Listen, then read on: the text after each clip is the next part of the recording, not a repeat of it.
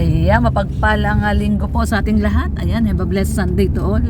Nandito tayo ngayon papuntang barangay Secret muna. Hanapin natin si Cap kasi magpapapiding tayo dito. Hindi pa daw pwedeng sabihin kung anong barangay. Basta kung mapapansin nyo, ayan, bundok na po ito. Bagong discovery po namin tong area na to. Ang ganda ng area, oh. Halos wala ka nang makitang bahay, no? Sino daw kakain pag nagpapiding? Wala man daw bahay. Taga-bundok. Ayan guys, tingnan nyo yung pinupuntahan namin. Pabundok na po ito. Ayan. At papunta tayo sa bahay ni Cap. At kausapin natin si Cap kasi mag-coordinate tayo sa pagpapapiding na gagawin natin. Ay, ang ganda, taniman ng pinya. Pinya yan? Pinya. Ay, galing, may pinyahan dito. Ayan. So, ito, kahit linggo, no? Nag-i-scout ang Team Brooks. Napakasipag ng Team Brooks. Mag-church naman na po kami. Oh. Siyempre, ang ating driver, si Kuya Nelson. Ang ating co-pilot, Red Noveno. At saka, siyempre, si Rhea Olarte na sakalam na ngayon. Grabe. Tsaka si Rex Vlog. Idamay nyo naman si Rex Vlog. Damay nyo naman si Rex Vlog. Ayan. Yes, thank you po. At syempre ang ating isang sakalam, Mama Roda Mix Vlog. Roda Mix Vlog lang. Yung iba naghahanap ng Mama Roda Mix Vlog. Wala po kayong makikitang Mama Roda Mix Vlog. Roda Mix Vlog po. Ayan. Nasanay po kasi sila ng mama. Oo, nasanay po kasi si Reyna tawag Mama. So ayan. Pero si Roda Mix Vlog. At syempre ang abang lingkot Lorny TV sa mga hindi pa po nakadikit dyan, Bikinimin. Ayan. Sa Team Brooks, syempre Kuya Brooks. Ayan. And Miss Mary Vlog. Huwag niyong kakalimutan si Miss Mary Vlog. Ang napakasipag na si Miss Mary Vlog, si admin. Ayan. Hanap lang namin yung bahay ni Cap. Ayan. Tanungin mo na bahay ni Cap kamo. Ayan, oh. Baka si Kuya na yan. Opo. Si Cap na yan. Tatay. Pwede pong magtanong, saan po ang bahay ni Kapitan? Lagpas na. Sa bayan daw. Sa bayan daw. Si Kapitan po? Ay, nasa bayan. Si Edwin, si Edward. Medyo may hawig daw siya sa kambal. Hawig daw po siya sa dito, kausap natin. Kambal. Kausap natin yung SK chairman. SK chairman ng barangay ito sa San Vicente. Asdum. Ayan, ito si John Mark. Nag-coordinate tayo, magpapapiding tayo dito. At kilalang nila dito, nila nanay sila Kambal na Australiano. Si Edward. Sinong gusto mo? Edward, Edwin? Pareho. Talaga? O sige, puntahan natin. At mga pala to? Ito pong barangay Asdum po dito sa San Vicente mga Team Kalinga follower pala tong mga to. Kilala nila sila Edward, yung dalawang kambal, si Edward tsaka si Edwin. Mga nanonood sila kay Kalinga Prab. Ayan, dito po tayo magkakandak ng feeding kasi medyo liblib na po ito, no? Medyo malayo-layo na. Ito yung kanilang barangay hall ng barangay Asdum San Vicente. Ayan, dito tayo magkandak at nakausap na natin yung kanilang SK chairman, si John Mark, yung kanilang SK chairman. At yan, may message natin si John Mark kapag schedule na natin yung mga feeding. Ayan, may mga bata, oh. Ayan, oh, mga bata, oh. Anong pangalan mo, be? Ayun, ang cute, oh. Ano? Ikaw, be, ano pangalan mo? Kisses. Ang cute ng mga bata dito, oh. Daming bata. Ayan, guys, nandito tayo sa Asdum. Ayan tayo. Kilala dito ang Team Kalingap. Ayan na, umulan na! Ayan na, ulan na.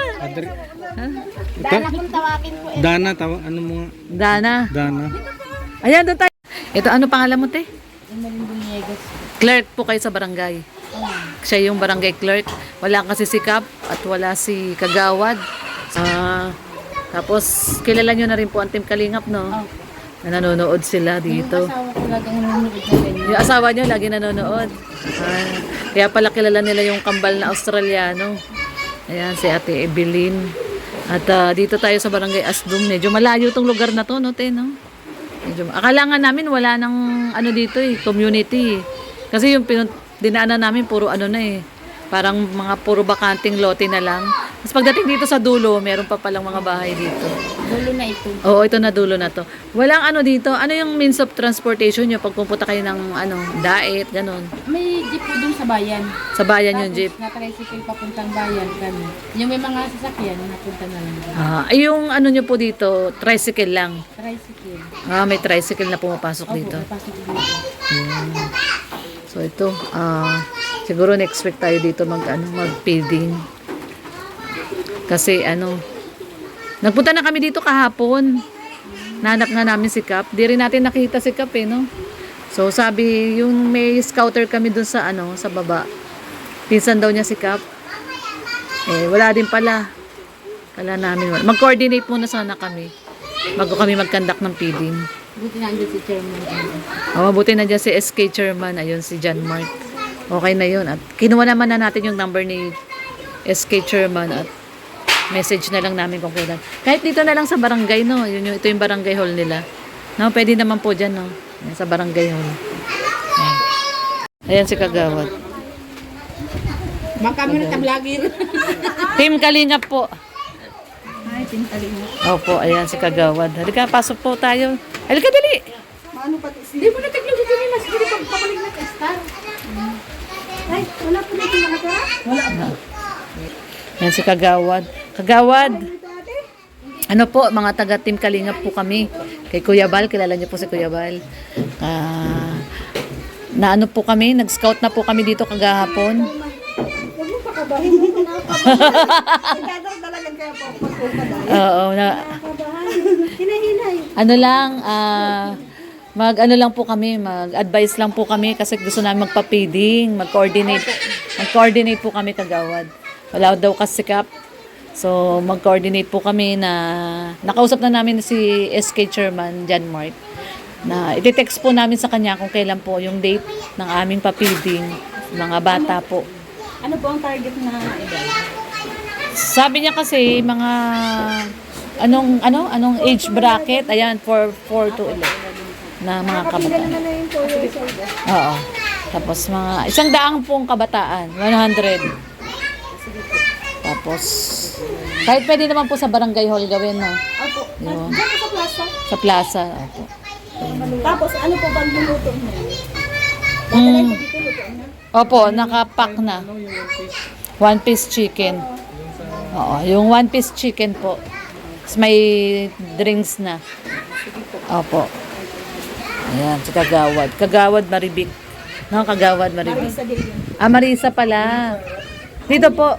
Hindi po, iba pa yun. Iba pa yun. Kasi yung tinuro sa amin.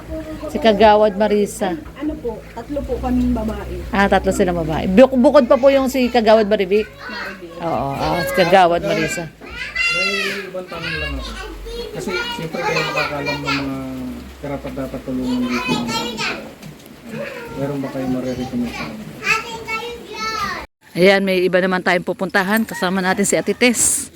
At merong nire-refer si Ate Tess na pamilya daw na napakahirap. At maraming mga anak. So ito po. Ito yung ating scouter si Ate Tess. Tingnan natin yung nire-repair niya. Ito yung bahay niya, Ate Tess? Doon. Sa likod. Ito yung bahay niya? Ay, grabe. Ito po yung bahay? Anak niya to? Anak nito, ito yung pipi. Siya yung pipi. Kausapin natin si ate. Ate, halika dito. Ilang kayo magkakapatid? 8 kayong magkakapatid. Si nanay. Tapos ito yung bahay niyo, nay. Grabe naman yung bahay ni nanay, no?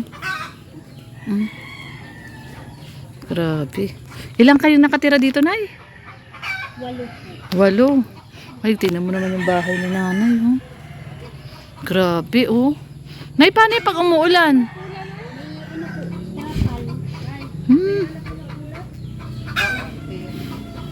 Ito po yung bahay ni nanay, oh. Ayan guys, so kung mapapansin nyo po talaga, no, grabing hirap po nitong pamilya na to, no? Yung bahay po ni nanay ay giba-giba. At according kay Ate Tess, no, si nanay daw ay wala ng asawa. Tapos may 8 anak. Ayan, no, grabe ang bahay ni nanay. At meron po siyang anak na pipi, no? At ayan, ini-interview ni Mama Rhea. Ito po yung loob, oh. Grabe po yung bahay ni nanay talaga. Butas-butas po yung bubong. Kung nakikita nyo po, ano. At yung, actually, yung sahig po, ano, medyo maputik. Ayan, maputik po, ano. At lalo na, ulan ng ulan po ngayon. Kaya, ayan, maputik po talaga yung sahig. At grabe yung bahay ni nanay. Ayan guys, oh, kung makikita nyo po, oh, butas-butas po yung bubong, oh. Yan yung, ano niya, oh. Saan kaya natutulog sila nanay dito? Oh, ang dami nila, 8. Tapos, ganito lang kaliit yung bahay. Butas-butas pa po yung bubong. Oh, yan oh, makikita nyo po, lalaki ng butas ng bubong. Napaka maulan pa naman po ngayon, no? Kawawa naman talaga to sila nanay.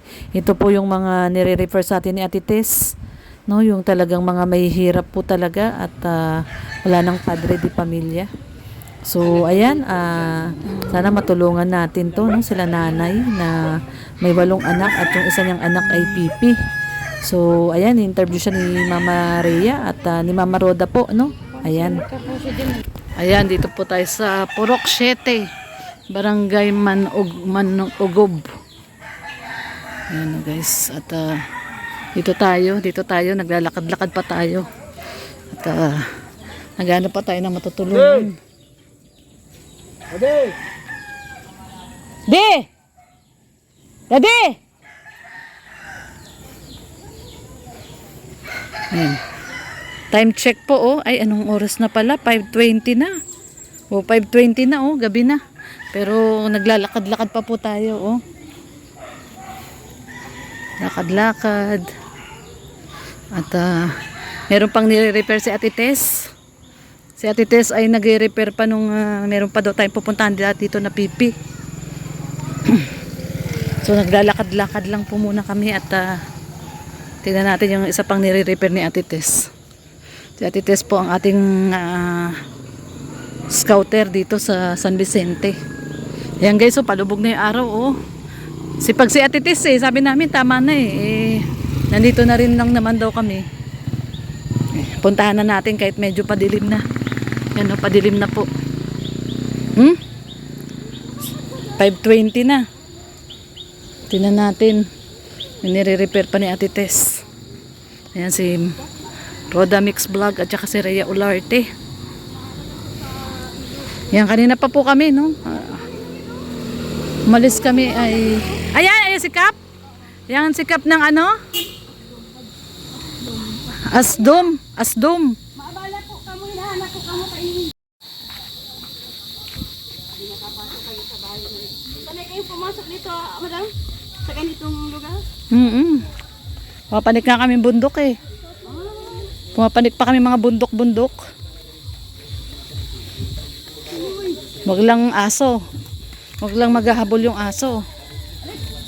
O wag lang kami habulin ng aso. Ay, kahit gabi na, oh, tingnan mo.